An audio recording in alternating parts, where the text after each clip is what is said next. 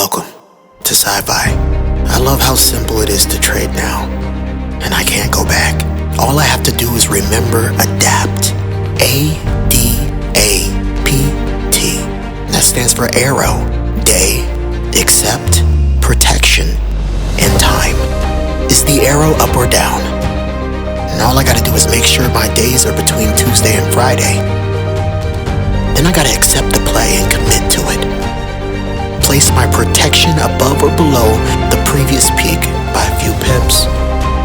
Then set my timer for 4 hours and walk away.